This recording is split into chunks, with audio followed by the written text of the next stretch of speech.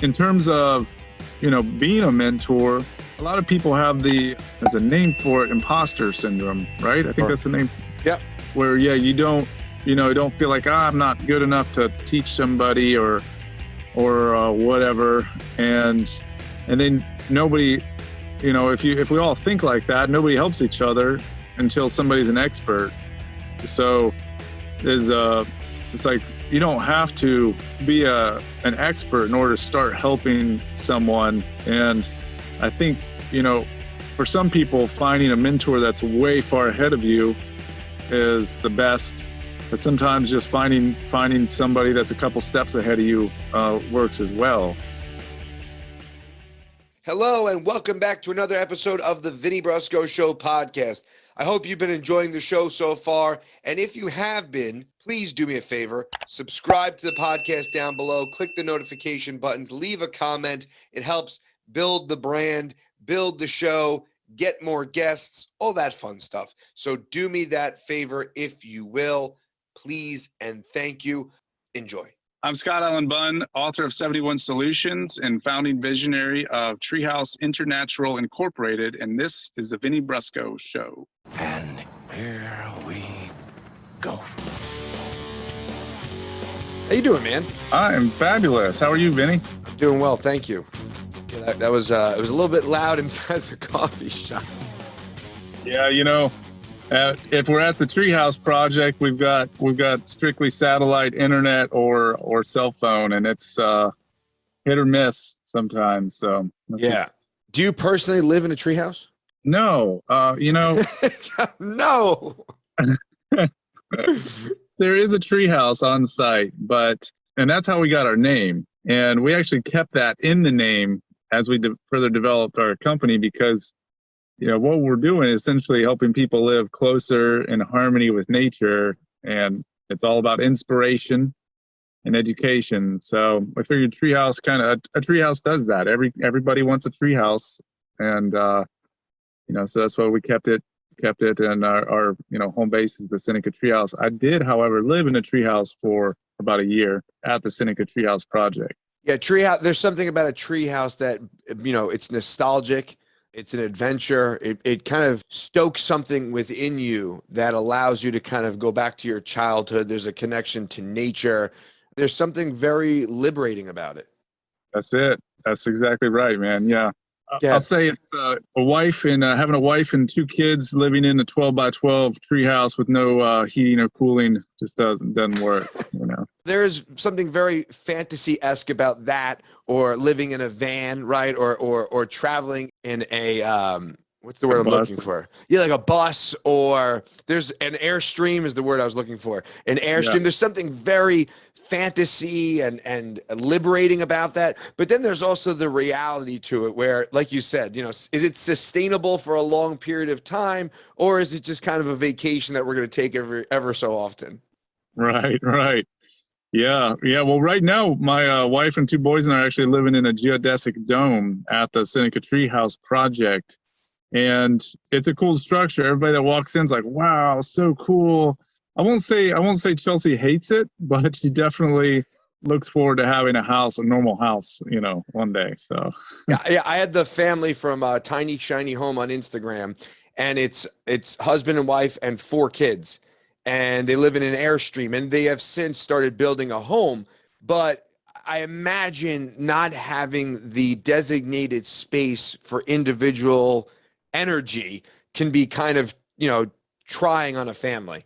Right. That's it. When this whole journey started for us, we were like, oh, tiny house, let's do it all the way. And I was looking at all these big houses and thinking, why do people need dining rooms and kitchens separate? And why do people need all these bedrooms and an office separate? And, as I grew older, like, okay, I see, you don't want to host a dinner and then you're like sitting around, dining around all of your kitchen mess. And you don't want to, it's impossible to get work done with kids and background noise, right? We know that from this podcast already. So, those elements are really important to have. However, we can alter the way in which we design it and build it and make it more sustainable. So it's kind of the segue of the two. Yeah, it's a culmination of sustainability and connection with what we have grown to be a traditional house, right? And I agree with you. Tiny homes seem like a fantastic idea until all of a sudden you're on top of each other and you know you have to whatever. You can't even leave the room, right? Right. How did you get into permaculture and sustainable living? It's a great question. Well, 2008 economy collapse. During that time, I was building custom homes with my family, and so I've been in the home building industry. It's been in my family for several generations, and also education has been in my family too. We'll talk more about that later. But in 2008, I had just finished building my personal home, and we were, as a company, building the biggest house we'd ever built, and the nicest, most elaborate, just this crazy house close by. It was a $3 million house, and we all went to work, and the homeowner just said, "Hey, we're done." And I said, "What do you mean we're done? We're not even close to being done." And he's like, "No, I can't get any money from the bank. I can't get any more money for financing." And we said, "Okay, well, I guess we'll just, pay us what you owe us." And so we sent him a bill. It was $80,000 for what he owed us. And he said, "No, I can't pay that either." Whoo! So that's what started it right there. Going home with my tail between my legs and just like, what happened? I thought I had job security. We had at least 3 or 4 months to go on this house before we were approaching finish line. That was it. So I started looking into the economy. I was like, why did the economy crash? And what I found was the economy crashes every 8 to 12 years, and it takes people out every time it crashes. It takes businesses, takes homeowners out. I mean, all these things that we work for every day, we're all just working. And so many people out there working paycheck to paycheck and just, trying to build a healthy family, a healthy life for their family, and, get a, good career, and they specialize in a job, and then the economy tanks, and that, specialization, that paycheck stops, and they lose. And I was just mad. I got mad, and I realized that we need to do something different. And I just started at home with my personal house that I had just finished building, and I turned it into an intentional community. And that intentional community, the intention was to live more sustainably. And I didn't know what that meant at the time, but I knew that we needed to do it. And that was the beginning of the journey.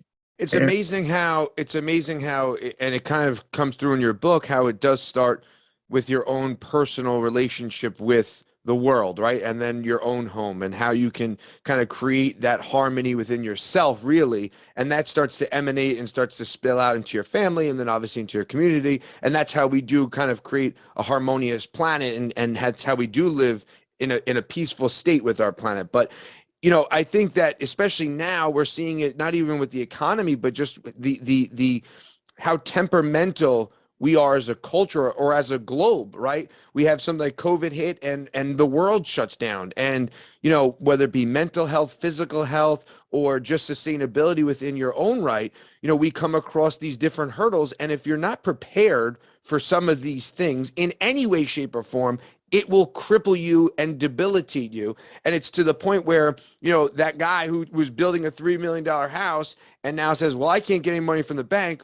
Well, he's out kicking his coverage. He's putting way too much into this house, or, owing you. And I think we've culturally really become very comfortable living paycheck to paycheck and not being sustainable on our own right.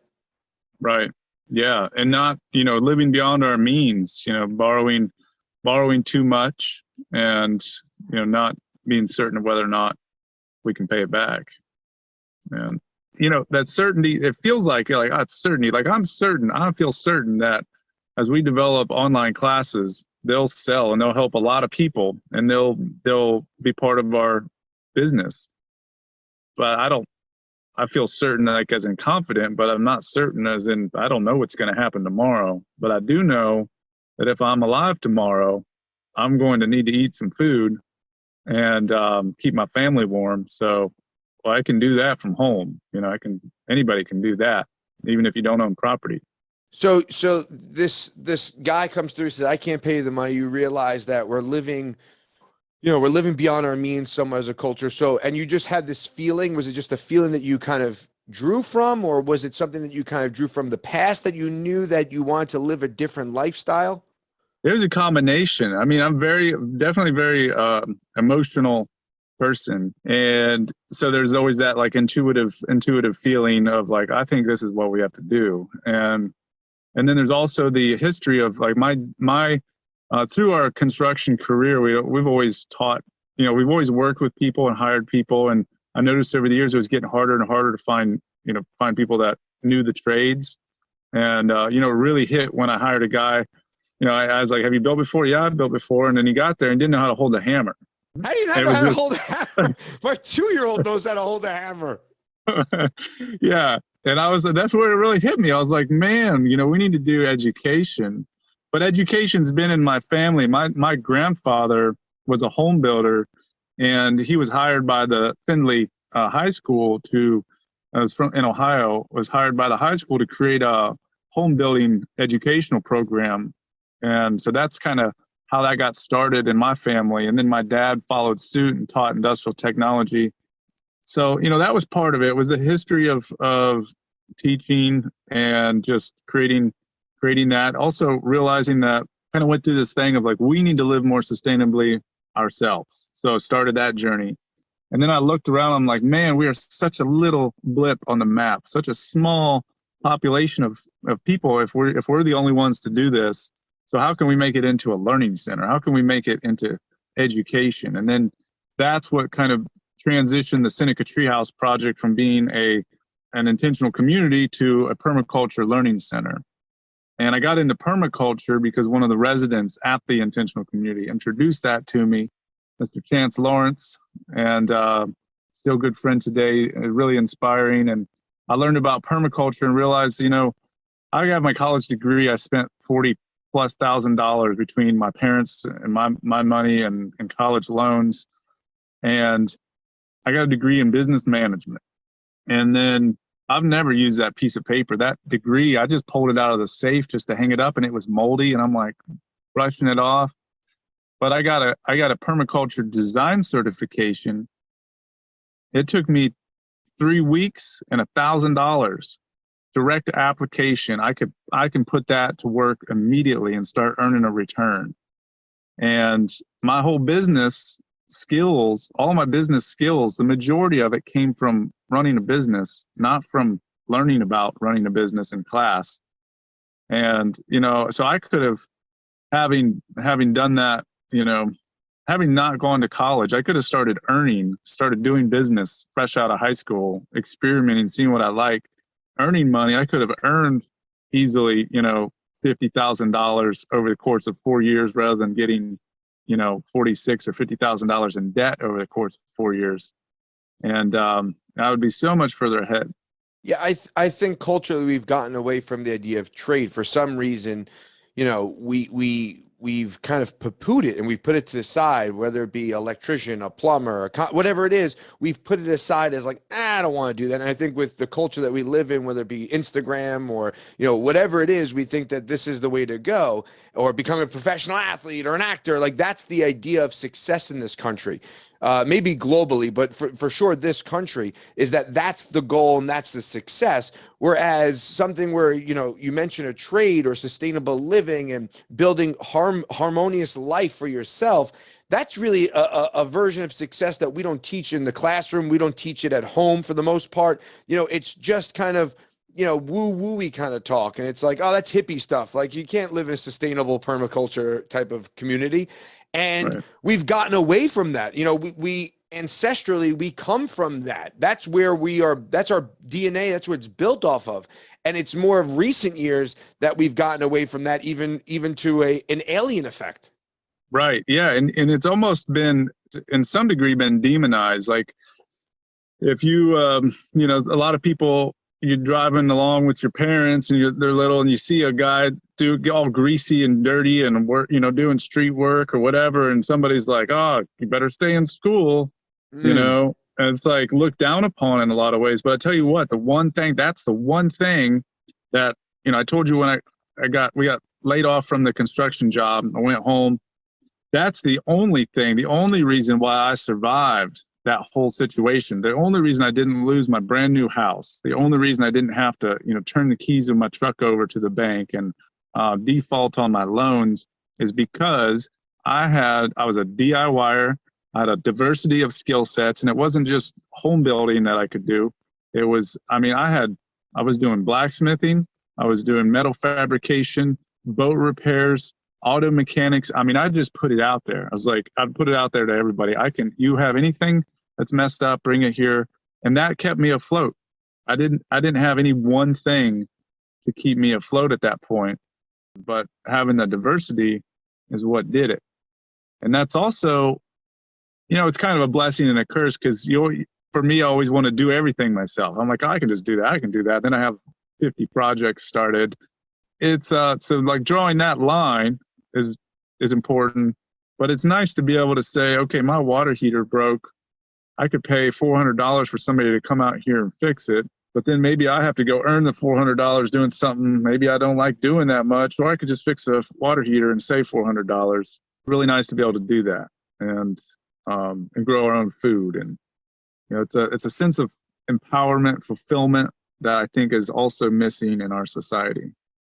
Yeah, I am not the guy to fix anything. I am pros hire pros. I outsource most things, mainly it's not that I couldn't figure it out. I just know that in the long run, it will probably cost me more than if I just hire someone. I am not measure twice, cut once guy.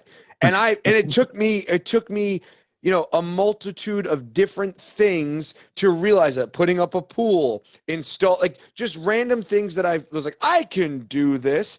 And realizing that I had to check my ego at some point, be like, listen, I'm not that guy. You want to talk philosophy? You want to talk psychology? You want to go down those rabbit holes? I will lock in step with you. You want me to put up a pool, or you want me to build something? It's going to take a while. Yeah, man. That's something that that we're kind of going through that a little bit now. Of, we've been doing all kinds of projects for people, but really what we want to do is help develop homesteads, help sustainable development. We're a sustainable development company focused on education, helping people live, learn, design, and build in harmony with the planet. It's hard for me, as sometimes I'll get calls from our friends or family, and they'll say, hey, do you want to come do this? And I've got to look at my my little triangle of let's say, is it in the mission of the company? Does it make money? Is it like helping people? And I've got to look at that and say, well, if it's not really supporting sustainable development, then I got to rule it out. But it was really nice when the economy tanked and we didn't have enough back then. We didn't have enough income of doing home building in itself to support everybody. So, it's always good to be able to fall back on that stuff. And there's something that I tell people that, even if you don't want to do the trades, even if you don't want to, well, there's two things here. One is, even if you don't want to do like work in the trades, it's not a bad idea to know how to do it, if for nothing else, to appreciate the people who do it. Mm-hmm. And just in case you've got to do something. Because there are moments of emergency when something happens in your house and you got to know how to fix it, or you're going to be very uncomfortable for a couple of weeks, and with the more natural disasters that we're having in these big storms, you only got a handful of pros, of tradespeople out there that can handle stuff. And you got a whole city population that's, without power and without a shelter, because an F3 tornado just ripped through Seneca like last year. That kind of situation, it's really helpful to have those people that can come out of the woodwork and really make things happen. Yeah, it kind of goes back to our previous point that that's something that is not taught in culture, and trade school is not a bad thing. It doesn't have to be the route of college and so forth and so on. And for some people that works, and for some people it doesn't. But I think, teaching that and allowing those options to be available to everybody, and teaching sustainable living is something that, obviously, that's how we do become more harmonious with the planet. That's how we do have, more prosperity and more peace, really. Because again, back to the previous point, it kind of starts at the self, right? So you get laid off from this job, so to speak. You go back and you say, all right, I need to create something that's more sustainable for me and my family. what led you to the permaculture and kind of what led you to the 71 solutions individually? Yeah. Permaculture is, if you haven't heard of it, it's a nature mimicry design science. And that's what, I think there needs to be a lot more just awareness as to what permaculture is. It sounds like a word you've heard before because it's two words put together, right? Right. It's like, yeah, I know what that is. What is it? Yeah, exactly. And so if you think about it, it started out as a permanent agriculture system, but as the design science was created, it really became a permanent improvement to culture. As I mentioned, one of the residents introduced me to permaculture. I just started looking into it, and I got certified through Jeff Lawton's online course. It's a great course. And then I started integrating it into our company. And essentially, if you think of like, what can we do such that like by doing it, everything else is easier. And it's like, if you think about it in terms of a garden, like how can we plant stuff that will continue to produce year after year without having to turn the soil and having to do a lot of work to it? And if you think about it in terms of education, like how can we do education in a way where the student teaches the student?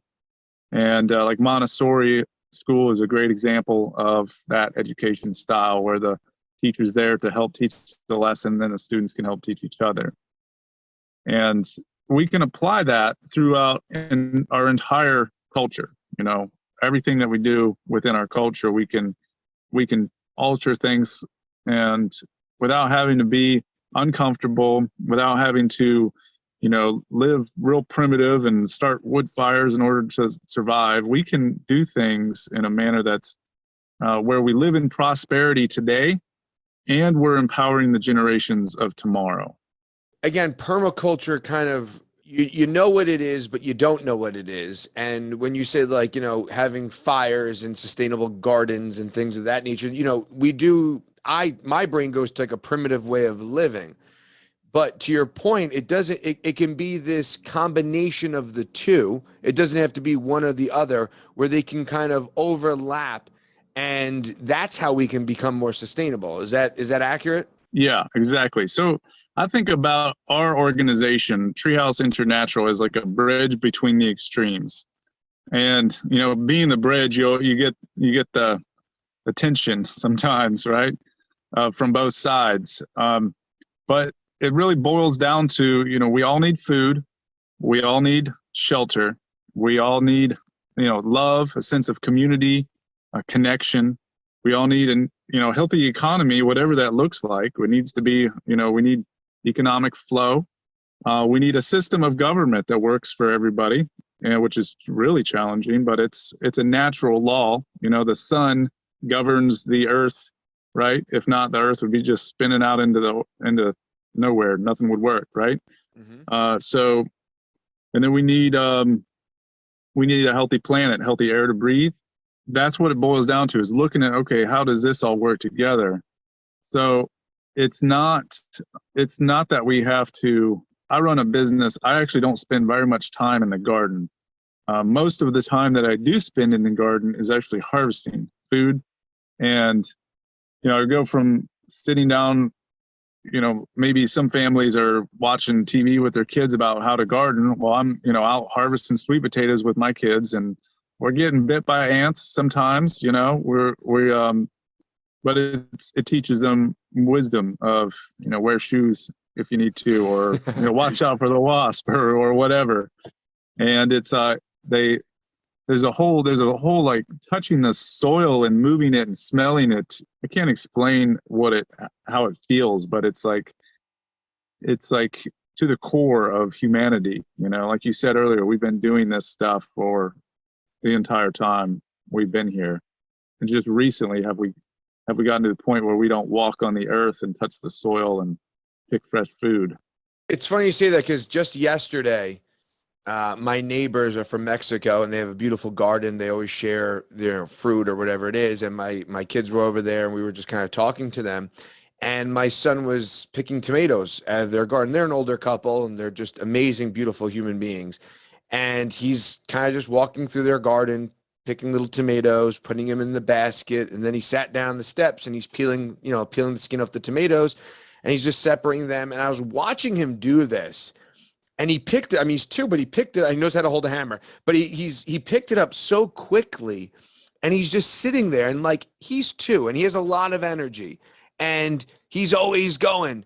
But for this, 15, 20 minutes, he was just consumed by picking the tomatoes, putting them in the basket, peeling them, putting them aside, putting the skin in one basket, to the point where, he took it home, and he was sitting last night and he's doing it. And I was like, wow, like, we're depriving him of this experience. Cause I have no green thumb. My wife is not the greenest of thumbs. We don't have a garden.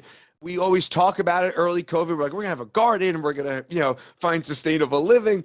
We didn't get around to it. And I don't have the greenest of thumbs, but watching him do this, I know exactly what you're saying.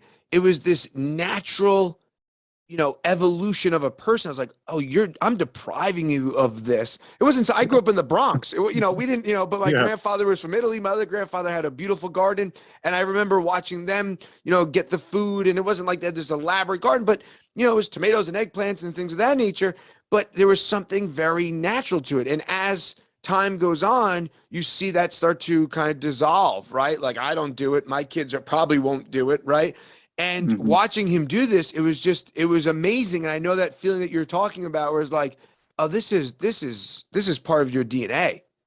Yeah, that's it, man. That's exactly right. And there's nothing more rewarding than, I think some of the highest levels of excitement that I've seen in my children and in myself is harvesting. Like, we have kiwis right now, the green fuzzy kiwis, like close to 1,000 of them. There's probably 10 gallons of kiwis on our plants. My son's 2, and he comes out, kiwi, and he's just like super excited. And I've had people come over and harvest, and they're just like, oh my gosh, look at them all. Oh, there's some more, and it's like, you don't get that unless you like go to the zoo or something, or go on this just really extravagant vacation or something like that. But we get it. We get it every day when we're harvesting food. And, I think I hear a lot of people say, I don't have a green thumb. I can't grow anything. And that's why I created a class. It's called the Low Maintenance Garden Mindset. And it's on our website, but it's dedicated to helping busy people build resilience. Because like, when people think of gardening, they think of permaculture, they think of, producing food. First things that come to mind are like a lot of work, got to till the soil, got to add manure, you got to fight the weeds, you got all these bugs, you got sweat and tears and blood a lot of times. But I don't have time for that myself necessarily. I do some of that, but our like vegetable garden is actually really tiny. And then everything else is just food forest. And there's a lot of concepts. So with this class, I walk through the basics of sunlight, basics of soil, like how to just, cast some seeds out, how you can grow food if you don't own land. And the idea is to do it so that you put it in place. You might spend some time planting the plant initially, but do it in a way where it doesn't require lots of work, but yet it produces more and more food every year. Every year it continues to grow and develop and build out more. The ecosystem, it's about like creating an ecosystem. And something I always think about is, even if you don't need to produce food, if you do, it's an investment, and you get an immediate return on investment. It's, give you a better return than a lot of stocks and maybe even some Bitcoin, or depending on where you're at, but you get a return on it. And you just start saving money immediately. It's less money you have to spend at the store. So, you can, and then as a result, you can work less, or you can save more, or you can invest more of your money into something else. So it's really a win-win-win situation. Good for you, good for the economy, and good for the environment. But I think in a culture where we need to have instant gratification, and we need the tomato right now, and we need Amazon Prime, and we need to have everything at our beck and call, it becomes harder to have that sustainability when you don't see the fruits of your labor immediately, right? And I totally resonate with what you're saying in regards to, well, it's not about the instant gratification. It's, it's the old expression, a man who plants a tree and never sits understands the meaning of life, right? Like it's about creating this harmonious, peaceful prosperity and something that, like you said, its own ecosystem, and you can integrate that into your life, and then you become part of the ecosystem. And when you operate on the micro level with your own garden, right, and you become part of the ecosystem within your garden, within your home, then that starts to spill out, and that starts to resonate with the community around you. And that's how we do kind of change the world, if you will. Right. Yeah. Speaking on resonating with the community around you, we are being trained to hate each other. It's all over the media. That's like, just be aware that there are so many things intended to divide us. And when we are divided, it's like this is a permaculture example, applying permaculture principle to life. But take a piece of wood, big old piece of firewood, try to set it on fire. You could take a torch to it and it's not going to stay lit. It might char a little bit. But if you chop it up and break it up into a bunch of pieces, all it takes is a tiny little spark and that thing is gone. It's completely engulfed. And related to economy, the more we're divided, the more money we spend.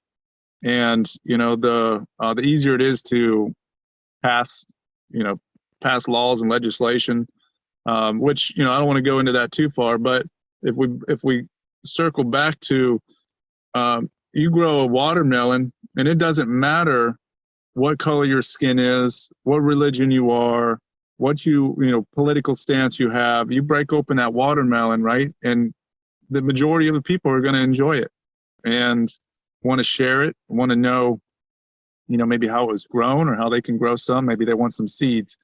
And so it's just the things that bring us together, and it's breaking bread with each other is at the core of that, I think. Yeah, food is the ultimate connector, right? There's nothing better than having a great meal with friends or family and having that conversation and the noise and just the ambiance around that. And going back to my neighbors, they have a fig tree, and they said, listen, we're going to give you some seeds and we're going to teach you how to grow the fig tree because we love figs, and I was like, all right, well, let's do that. So it does cross race and ethnicity and religion, and it becomes this humanistic need that we all have, that if we're able to provide that for each other, it does bring a peace to each other, right? It does move aside religion and race and ethnicity, and you're kind of are able to come together under the guides of food or fire or shelter, right? When our basic needs are met and they're provided by others, it doesn't matter who or what they are. If you're starving or you're freezing or you're wet and cold and someone's going to give you a shelter, I think many people would be okay with whoever it is. Yeah, that's right, man. That's exactly right. I want to get into the book a little bit. 71 Solutions for Peace, Prosperity, Harmony with Our Planet. Some of them really stood out to me as something that we need to kind of focus on individually, right? And I think, again, back to the previous point, they all are individual feats, right? Have you interfaced with every one of them, all 71, and why 71? Yeah, to a degree, yes. I have definitely interfaced with all of them. And have I perfected them all? No. This is like there's and I want to make sure this is clear. I make this clear in the book too, is nobody is really living sustainably in this world. I'm not, and you're not. Even the people who are trying their hardest are not. We have people from the Amazon rainforest that were just like, indigenous to the Amazon, that had to fly, around the world to go to the COP 20, what was it, COP 22 or 26 or something like that. The meeting to stand up for their rights as people of the world. So they're forced into consuming resources, right, in order to survive. And so there's people like that, and there's just like, we have this major momentum that's not sustainable. And when I say sustainable, I mean to live in a manner that empowers future generations of all living creatures, all living things. And that's it's really hard to describe that exactly, what that exactly looks like. And it's not black and white. It's just a moral and an ethic that we're going for. And why 71? It was based on the idea that it takes 66 days to break a habit, to form a habit. And it was, I wanted to get to at least 66 steps. I initially came up with 78. We whittled it down to 71. And then this took us like 6 years. And I say us because Andy Lemons is the editor and basically, ghost writer on a lot of it. He took, I'd say in the book, he took my mumbo gumbo and turned it into, or mumbo jumbo and turned it into Louisiana gumbo, right? Gotcha. And so Andy helped over the course of the years. We got together, which, we've kind of developed what all we're going to do. And this number 71 just kept popping up over and over again. And I kept seeing it like all over the place. And I looked it up.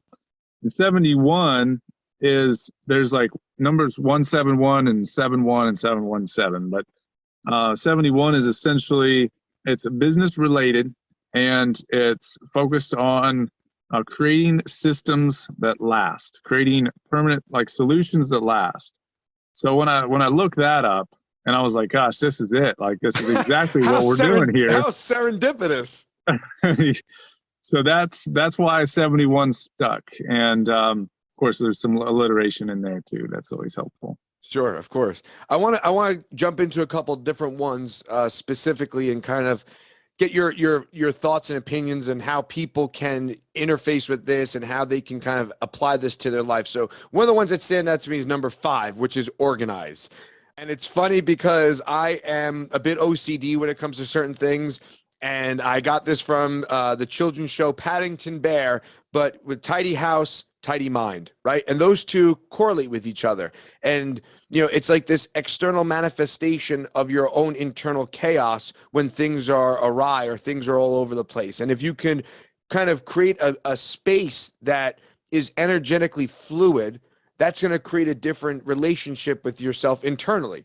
Absolutely. It's so funny you just said that, because I'm actually working right now on creating a video series as kind of like a value-added product to go along with this. And I just did the organized chapter, and we had just made this move from our main house to the geodesic dome, and we're renting out our main house, so we had to get all of our stuff out of there, and it just fell in the shop. And it was so hard to, everything was just so hard to do anything. And I talk about this in the book. There's like these micro thoughts that, I don't know, we probably all have, but I know for me, it's like, if something's out of place, I look at it and I'm like, oh, I got to put that up. But I'm like dedicated to doing this, but I have this tiny thought, oh, that's not where that goes. Or I'm running around trying to find something that's not in its rightful place. And I'm also, I want to say this, I'm somewhat like a 3-year-old. If I'll be doing something, and I'm doing it and I'm using the tool, and then I'll just throw it down, and I'm like, wait a minute, that's not where it goes. So I really have to create a system for myself of, I have to put this back where it goes. And if where it goes is not easy to get to, or it doesn't make sense for the frequency of use, like if I use something every day and it goes in a place that's, hard to get to, then I need to reorganize it. And that's kind of the idea with the chart in the chapter there, is organizing. In permaculture, we call these zones 1 through 5, where zone 1 is every day you use it. And then zone 2 is like weekly. The zone 3 is monthly. Zone 5 is you never have to use it. You really don't need it. So the idea is like zone 5 stuff to get it out of here, sell it, whatever, give it away, whatever. Zone 4 stuff, like put it somewhere in a deep closet where you only need to get to it once a year. But the stuff you need every day, within reach or having it really close, because every moment of every day, every moment of our day is a resource that we have. And that resource, we're burning up resources. It's whether it's, paying your cell phone bill and satellites flying around, or, food calories that you're burning, those are all resources, right? it's trying to make the most out of those starts with getting things super organized. Yeah, it's a great starting point. I think, what comes to me is Atomic Habits by James Clear, and he kind of talks about the idea of creating these micro habits, right? And the 1% rule, whatever you want to label it. And that's how you make bigger changes, right? By starting with these small micro habits. And he goes on to say, if your gym is not on the way home, you're going to find a way to not go to the gym. You're going to come up with something in your subconscious mind that's going to allow you to, like, sometimes when I was optimizing my fitness, sometimes I go to sleep in my gym clothes because I knew that if I got out of bed and had to, like, in the cold winter mornings and start changing my clothes, I'm going to find a way to dive deep within my subconscious mind and not go to the gym. But if I wake up and I'm like, I'm already dressed, I just got to put on my trainers, then I have a better chance of getting to the gym that morning. And it's to your point of, if there's something in your household and you go on, to grander things like boats and things of that nature. But, if there's things in your house that are not serving a purpose, they're just clogging up energy, right? So you have to kind of move it around, and with kids, that's very hard. But for the most part, you have to also instill that in them. Yeah, that's super important too, is, if we're disorganized, I think that's part of why my parents were really organized, almost to the point where it's kind of stressful to take the kids over to my parents' house sometimes because we're like, whoa, don't mess it up. But I'm so grateful, and they know that. I've told them that so many times, although they'll come over and be like, this is not how I raised you sometimes. But it's a balance, though. It's a balance. It is. Yeah, and when you have kids, I mean, kids are entropy, and it's just like, entropy is a gradual decline to disorder, and that's kind of what permaculture is about, like, slowing down the entropic loss and kind of putting things back into the system.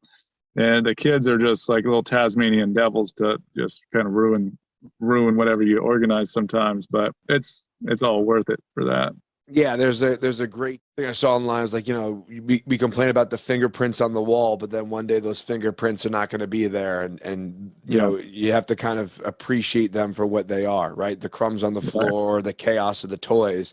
And I'm with you. Listen, I'm super OCD, and I shouldn't say OCD, but I'm very organized, and I try to be as meticulous with things. But then sometimes you do have to allow them to just be, right? Because then you're depriving them if everything's like, no, like, you want them to feel comfortable in their own homes. Yeah. Another one here, I'm going to jump pretty far ahead from number 5 to number 37, which is move your body. And I think we're having a better wave of this culturally, where we're seeing more around health and fitness. But how important, and how did you kind of come to move your body? Because again, how does that create harmony for our planet? Yeah. Well, going back, really, I'm just going to mention chapter 1, but value yourself. It's like, it talks about you are the core of whatever you want to do. Like, you are the very core of the movement towards sustainability, your movement towards sustainability. So relating that to chapter 37 and moving your body, it's, I think a lot of people think that in order to get fit, they have to go to the gym, or, it just makes it really hard to take that step from not working out to working out. There's this whole element of farm fitness that is pretty popular concept, I think. So there's this one element of, whenever you're doing something, I didn't really learn how to lift properly. I didn't learn how to do, good body movements as I was working in order to protect my joints or my back. And I didn't really learn that when I was going through it. So, as you're doing stuff, whether it's, planting plants or carrying soil or compost or whatever, to do it with a form that you would, same kind of form that you might use working out. And so for me, what I did was I went to CrossFit so I could learn how to lift properly, so that when I went back to building and farming, I was snatching up beams, right? And I just did it in a way that's a lot better for my body. And And, it can be whatever. My mom, I may have mentioned this in the chapter, I don't remember, but my mom was a part of the inspiration where she was like, I use a hand can opener rather than an electric can opener because I get a little exercise. And I was like, Mom, that is so silly. But that was part of the inspiration, because it's like, you just look at that example. A hand can opener requires far less resources to produce. And this might be a little bit silly, but the same concept can apply to anything. Hand can opener, less resources to produce the can opener and less resources to use it. Meanwhile, you use your body, you move your body to do it, and it creates, and it relates directly to sustainability. Same thing with, a bike versus a vehicle. And same thing with, a tractor versus some hand tools. And obviously, like, I'm sitting in a diesel truck right now. I own a construction company.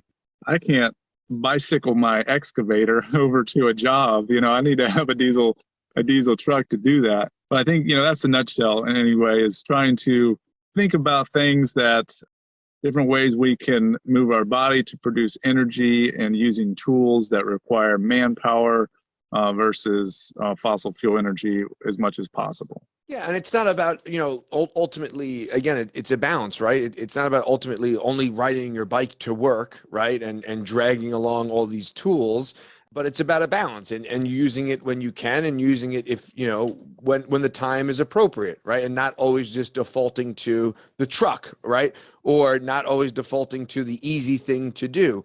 And when you could kind of extrapolate the idea of body movement, and I did CrossFit for a while too, so I know the idea of like functional fitness, right? And even if it's something silly like, jumping, stepping up onto something, or jumping up onto something and realizing, oh, this is a box jump, or this is a box step up, or, power cleaning something, and moving your body correctly and having that be sustainable. And now using that in your everyday life when the opportunity presents itself.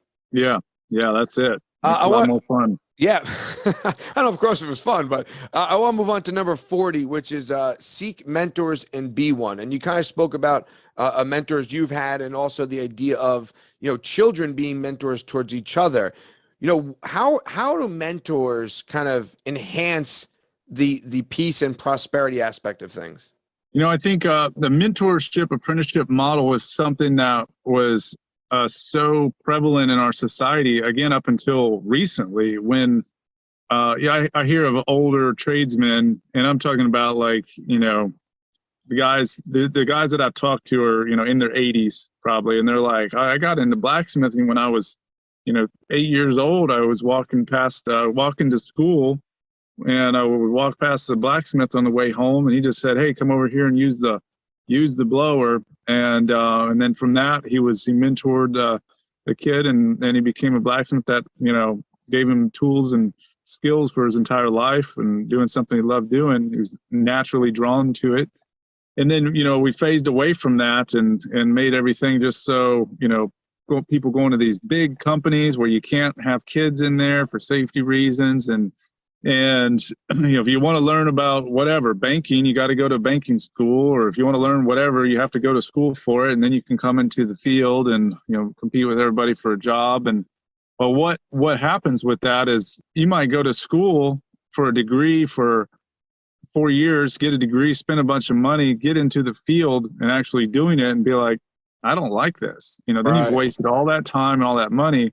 So I think one of the greatest solutions that we have for people finding what they love doing is seeking a mentor and finding somebody in that field that's willing to work with you and say, you can, I'll come work with you for free, and just do the job to see, or maybe you can work out an internship or something, or you can just do that with them, get one-on-one experience, see if you like it. And then if you like it, go to school for it. Or maybe you won't need to go to school for it because you've had a good mentorship through that.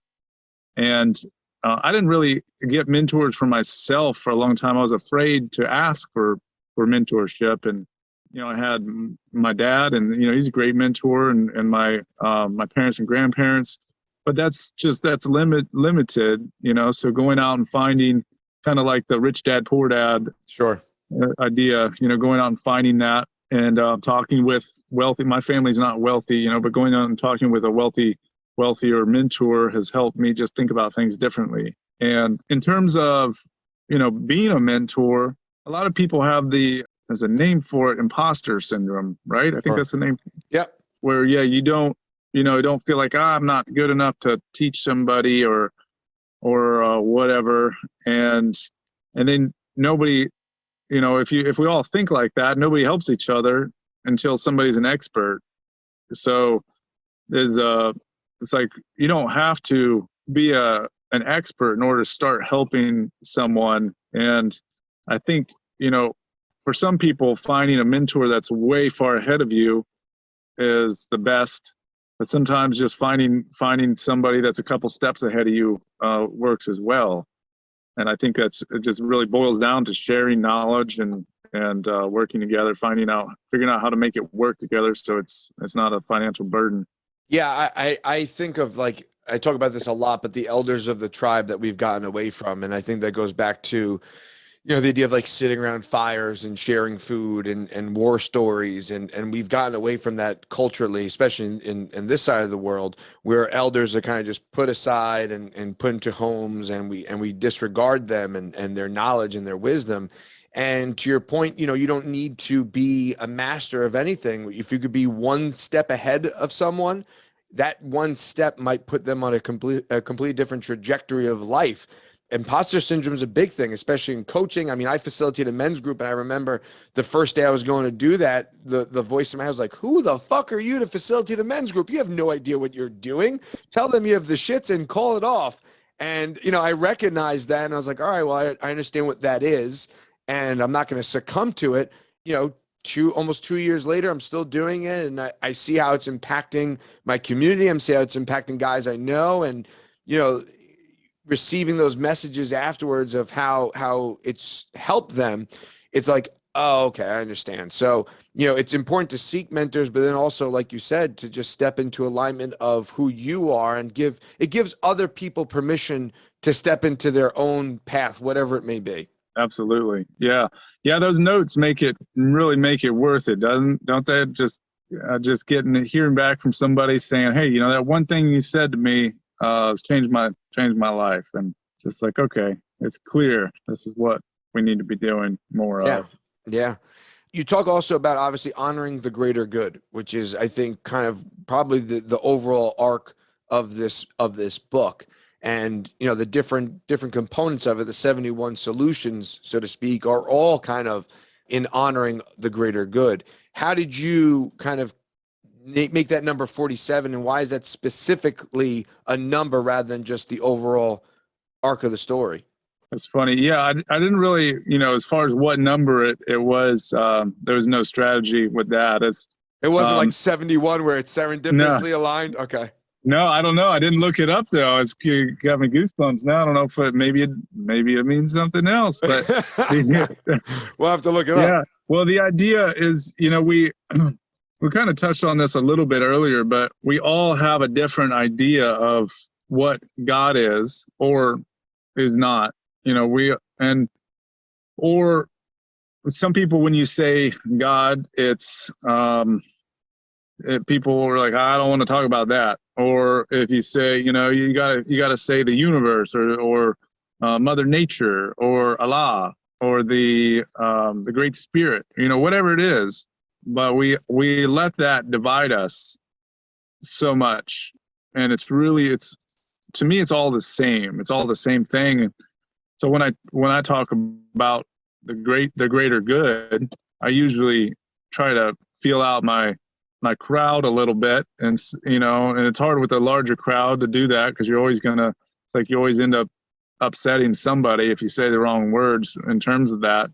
But really just looking at the fact that we all are part of something greater than ourselves, way greater than ourselves, but we're all part of it. We're all part of, if you just look at the physical planet Earth, we are all part of that planet Earth, and it's way greater than any individual here, but every one of us makes up the whole. And, I believe that's the same for, if I say God, because, I didn't grow up in church, and I used to be I used to be like, I didn't like the word God. If somebody talked about God, I was like, not going to take part in that conversation. But I've just come to, for me, the word God means all things, the whole of creation. And this is where I lose some people normally. So hang with me if you're, don't get mad at me for what I'm about to say. But, we're taught that God, we are separate from God, right? Like we are imperfect and separate from God. And we're also taught that we're made in the image of God. Like if you're looking at the Christian, like typical Christian religion, typical, right? But not everybody. But we're taught that we're made in the image of God. But for me, I don't get how, if we're made in the image of God, right. How are we separate from God? So to me, it's like we're all part of it. We're all part of the great creation. And why is it a separate chapter and not its own, not the overarching thing? It is somewhat overarching, but with these chapters, I think it's important to break it down into little bite-sized pieces and things that come up in conversation. And that's something that comes up. I mean, I talk about kind of the biblical relationship to the earth a lot. And for some people, I have to see, like, I have to say, hey, is it okay to talk about this? And some people are like, nope. I'm like, okay, cool. And just I'll reword it or take it out. But I just think it's something that if we all kind of look at it, that we all have different words for it, different ways of believing and talking about it, but everybody's way of doing it is okay versus wrong. Then we'll get a lot further in our progress with this journey. Yeah, that's a temperamental thing, religion and God and universe and source and whatever you want to label it. I grew up Catholic, and I know my relationship with God was always just this deity in the sky with a beard and was waving his finger and kind of condemning you. And you're kind of brought up in a system that's in place already that you fall suit to that. And once you start to kind of branch out a little bit and question things a little bit and question your own existence or question, what is God, whatever it is, you start to question things, you realize exactly your point, that it's not one thing or the other. Like, how can there be so many religions? How can they all be so different? And there's the thread that kind of is interwoven within all of them, and that is honoring the greater good, right? And it could be, honor thy parents or thy neighbor or whatever, the golden rule of Catholicism or whatever it is.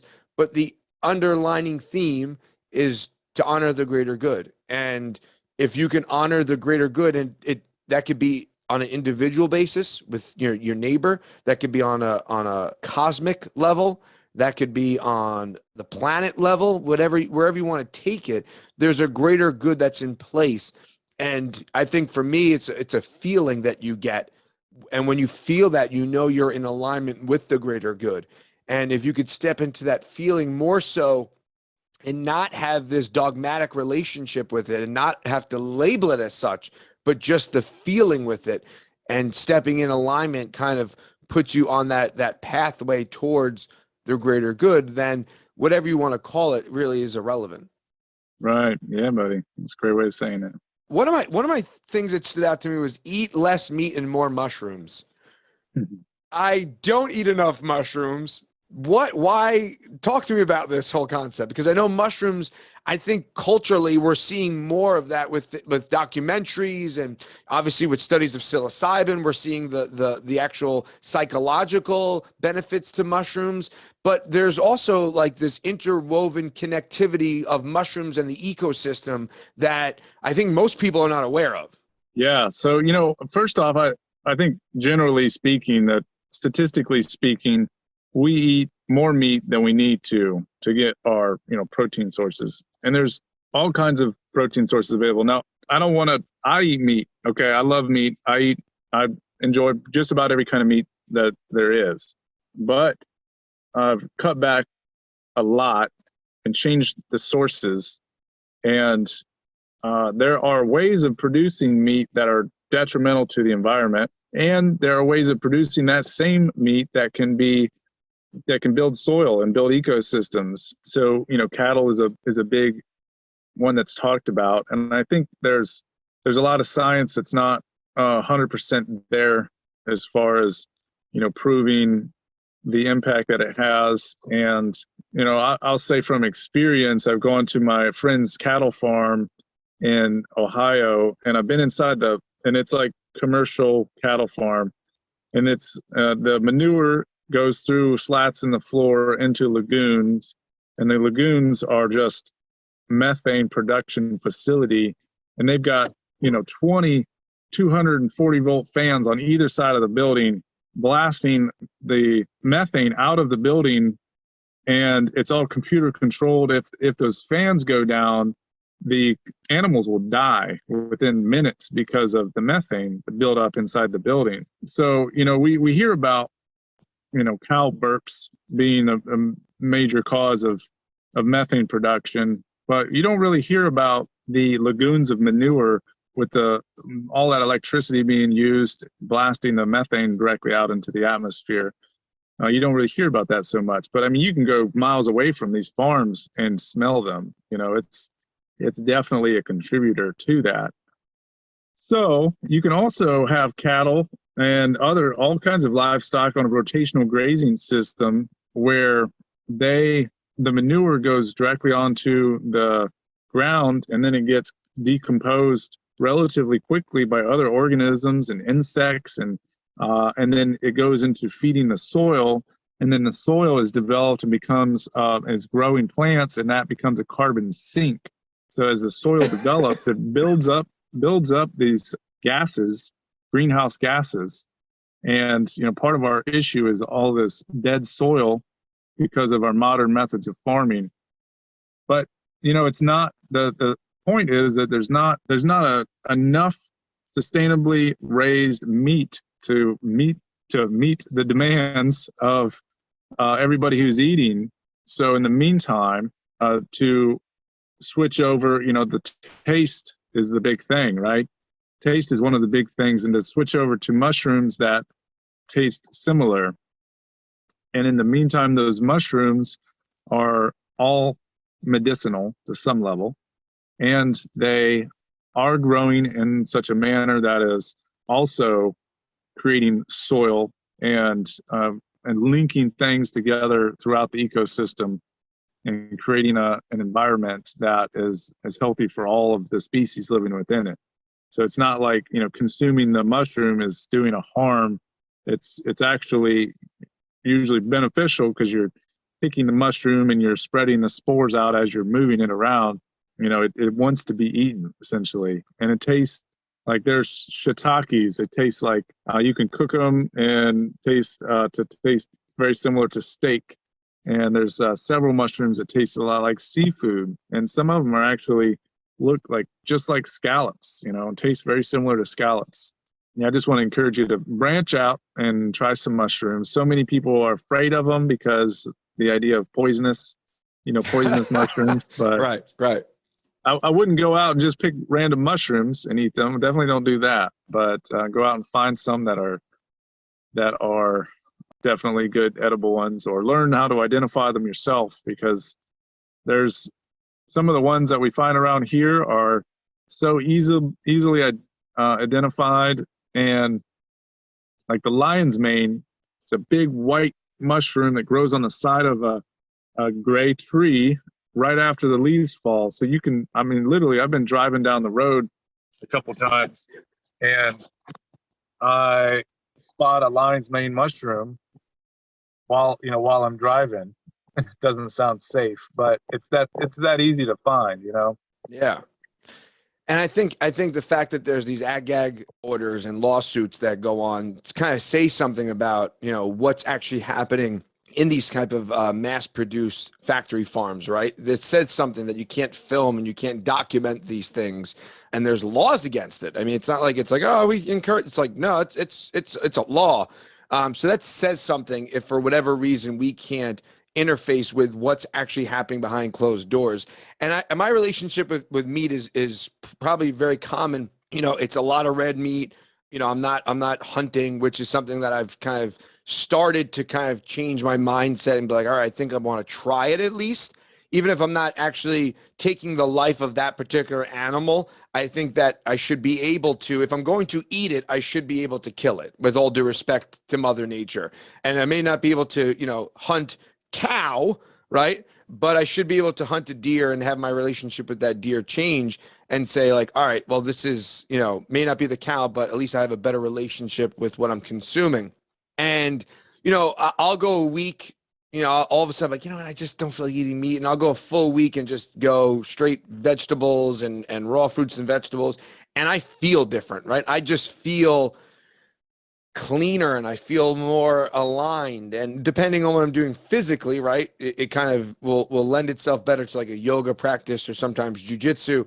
Whereas like if I'm lifting, then obviously I'm going to want to consume a little bit more of a heavier diet. But the times when I am eating more fruits and vegetables and more mushrooms and, I do feel different, especially cognitively. Yeah, definitely it is. A buddy of mine up here, he actually, near his house, he had chicken of the woods mushrooms, so much of them. And he brought me a full bag of them and I put them in some stew and I just kind of made chips out of them and they are delicious. And they really, like, it really does. You're like, oh, okay, this could be chicken. Like it has, and, protein wise and the actual, density of the nutrients is like off the charts. Yeah, that's the thing. It's usually not as much protein, but more diversity of nutrients that you might find. And there are a lot of, it's a lot of that are really medicinal, and you can't really they're not considered to be edible because they're not palatable. They're hard, but you make teas out of them. Or like I think one of the best soups I've ever made was a mushroom soup where I put shiitakes, lion's mane, and oyster mushrooms, and then I also threw some reishi mushrooms in, just like to cook it, kind of like you would a bay leaf or something, and then I just pull the reishi out at the end of it or something like that. But so tasty, so delicious, and that was like several years ago. I don't know how exactly I crafted it. That's my method of cooking is throw it all together, and 10% of the time it works great. And that was one of those 10%. Yeah, anyway. It's like add a pinch of this and a pinch of that. It's like, well, what's a pinch? It's a pinch, Yeah. You just kind of figure it out. I think a big one in the book is embracing change. And that really does resonate on multiple levels, whether it be personal or cultural or on a planet level. But again, we're I don't want to say we're programmed, but we're taught, in systems that like, it has to be a certain way. And we have this relationship with life that we think that life has to go a certain way. And we don't recognize the yin and the yang of the universe. And, it's the old, well, why would God kill children or whatever it is, whatever you want to put into that space.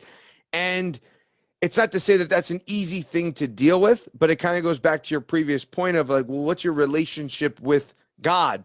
Are you recognizing God as this deity in the sky, or are you recognizing that there is an ebb and a flow to the world, to the ecosystem, to the planet, to ourselves?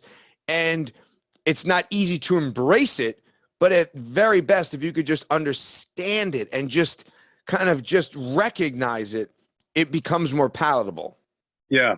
And that's so hard. That's so hard for, if something's different enough from you to be able to say like, I'll hear my dad say like, I don't get that. I don't get that. And it's like, I don't really get it either. Sometimes I don't get it either, but I don't really get upset about it. And I guess if I did want to get it, I could go ask, that person, or see what, how those people are feeling, or figure out why they do what they do or whatever. I could do that, or I could just, embrace it as being part of the culture.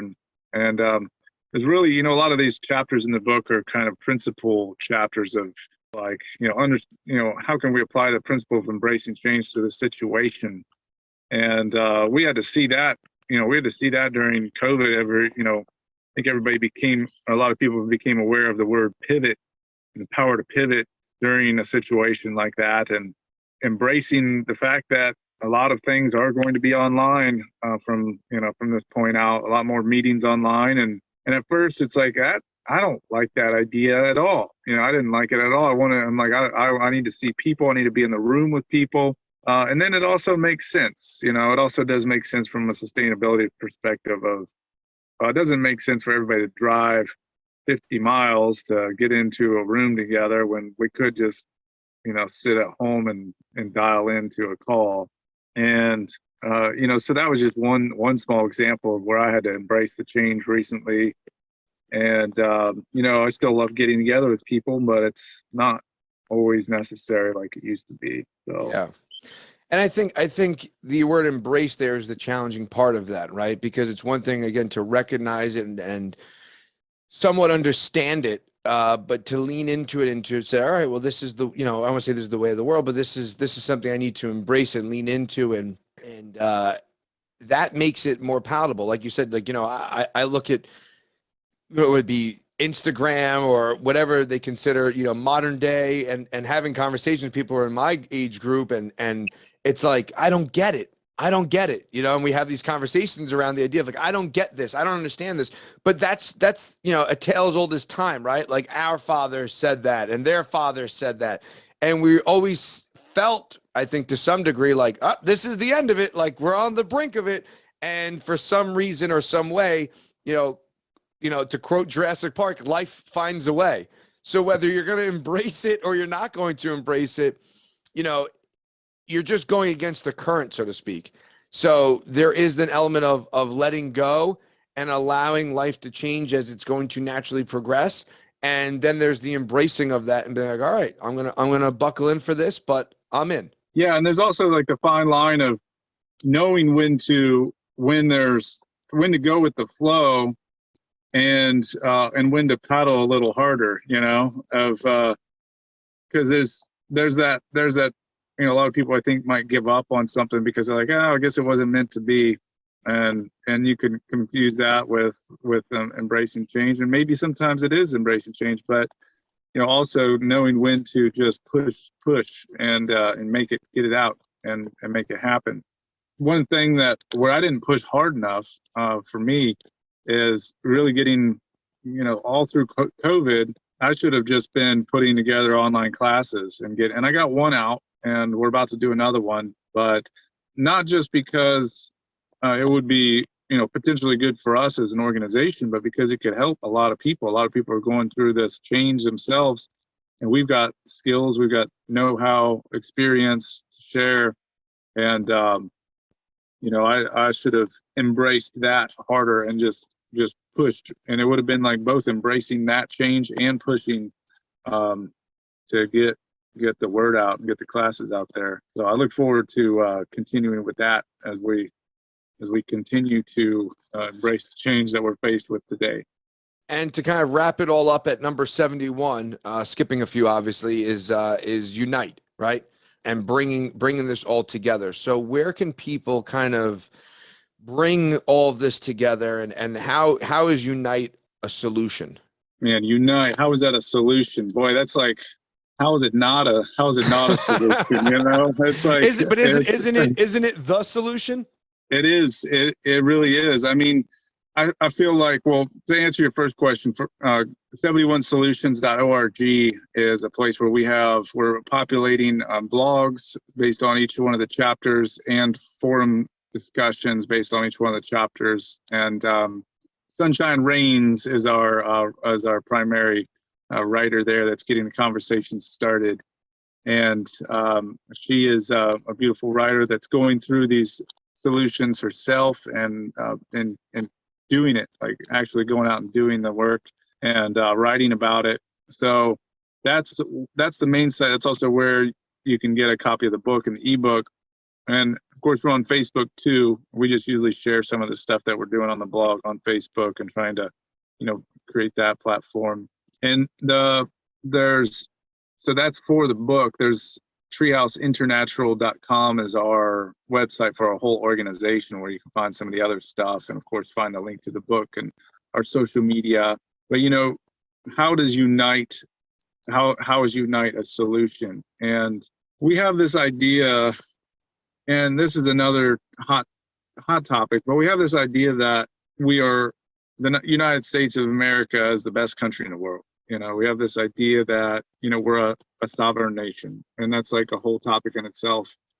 But we're really a world economy, and there's nothing that we have in our possession that was not produced and manufactured by people all over the world.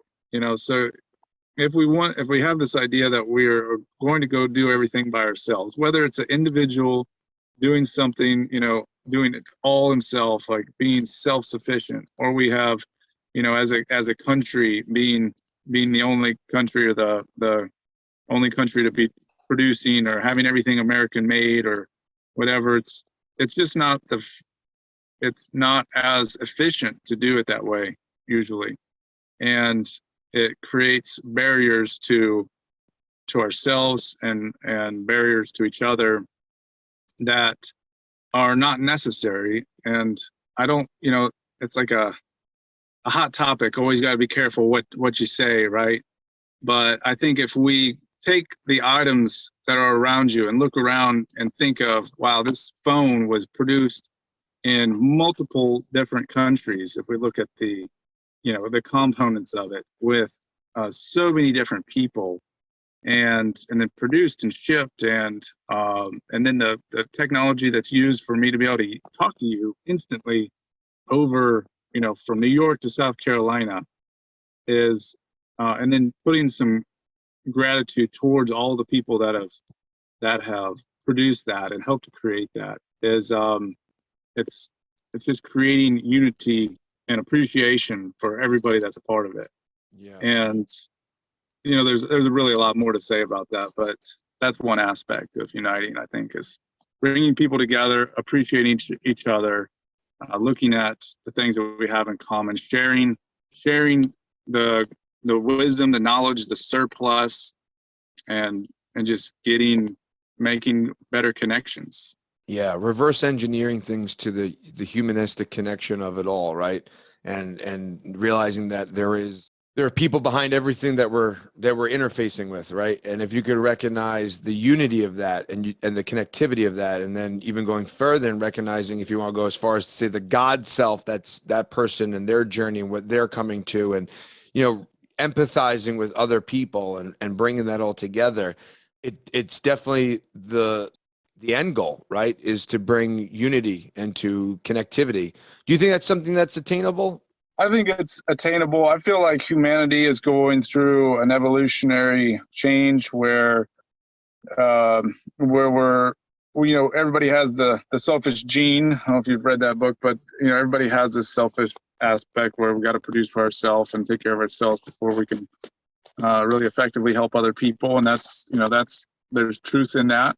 And there's also, as we integrate technology and make things easier for ourselves and use renewable resources and get to the point where some of the basic necessities are provided for ourselves, especially in developed countries who have access to the technology. I think as we get to that point, and we if we don't start, don't continue to unite with other people and go, now that I'm free because I've got my basic resources met, I'm going to go connect with somebody else and work with them and help them, wherever I can to empower this person or help this person empower themselves, really. Like, if we don't unite, I think we start to lose some of our humanity. We start to lose it because we don't have that sense of fulfillment of producing to survive. So we have to unite with other people and help them to get to the point where it's easy for everybody. Not easy maybe, but everybody is comfortable. And I think we can do that, and we can do it with technology, and we can do it by with enlightenment of just changing the way we think about things and the way we think about resources. Yeah, it's an integration process, perhaps a really, really slow one, but I think overall, and again, if it boils down to your kiddo picking tomatoes in your neighbor's garden. That's just a version of it where the uniting and bringing some of these solutions to practice shows itself. And I want to have an honorable mention of one of them, which is focus on the light, because I think that goes back to the previous point of, finding the good, finding and honoring the greater good. And you find and honor the greater good by stepping into light and stepping into a place of fulfillment. And it starts with the individual. And as much as, I know what you're creating in regards to permaculture and the intentional living space, but the book is really something based around, self-help, really. And not on this, when I picked it up, I was like, all right, what's this going to be about? And diving into it, like, oh, these are all just micro steps for an individual to take. And it does resonate with the individual. And that is how we do create a harmonious planet, by starting with ourselves and by, taking these 71 solutions and applying it to our lives. And maybe not every single one of them, maybe it's not sustainable for everybody, but if you could find the ones that do work for you and are in your alignment and do flow with the way you operate your life, then you are creating harmony within yourself, and therefore it spills out into your community. Absolutely. Yeah. Yeah. And it's really meant to be a workbook and a tool that you can use. It's, like you said, some of the chapters might not be suitable for where you are in life, but come back to it later. And I think by, writing the things down is key. If you just read it, it's kind of inspired by several different types of books, like a Harvard Business School book. It's really small and easy to read. And one of the books that I use in permaculture design is a pattern language, and it's a really thick book, but you can go through and read the bold print and get a really good idea of what to do. It's like 250 something chapters, but you can get through it in a couple of days because it's the way it's written. So I wanted it to be a book that breaks it down into bite-sized pieces, because it is overwhelming, or, it can seem to be overwhelming when we look at the whole, and it's so big and we're just like, what am I going to do? What am I going to do as an individual? And then if you just read it, you're going to set it down. And, but if you read it and write things down and put it into action, then it's going to start happening. Yeah. And I love that you integrate some great quotes from obviously some great minds over time, throughout the book. And, you give actionable steps, right? You give actual things that you could do in your life and put into play. So I appreciate what you're doing, man. And it's all for the greater good, which I think that if we could all step into that space and find our lane of what that means, whether it be having conversations like this or producing sustainable living, that is how we create a more harmonious planet. I think, and as individuals and humans, or as souls, I think that's our purpose, right? Is to create harmony and to create balance and to give each other the permission to show up as we are. Where can people connect with you? Where can people get the book? Where can people find out more? Yeah. So, we've got a lot of web presence, but if scottbunn.com is my personal website, you can link up to everything on there. SenecaTreehouse.org is our home base. That's the learning center. And all these websites are pretty well linked together. And then 71solutions.org is where you can go straight to get the book if you're just interested in that. But the book is, of course, we're on social media, Instagram. We have a couple tags on Instagram and Facebook and TikTok and YouTube. Kind of the integration of it all, right? You got to. Yeah, we kind of hit up all that. But one thing I want to throw in there is that this book is just it's kind of the foundation, part of the foundation of the trade school that we're developing, and all the proceeds go to Treehouse Trade School and the development of our team. And what we're doing is creating hands-on applied learning opportunities focused on helping people start businesses that are good for people and good for the planet. And we realize that not everybody can do hands-on training. It's kind of expensive. So we're also creating online classes.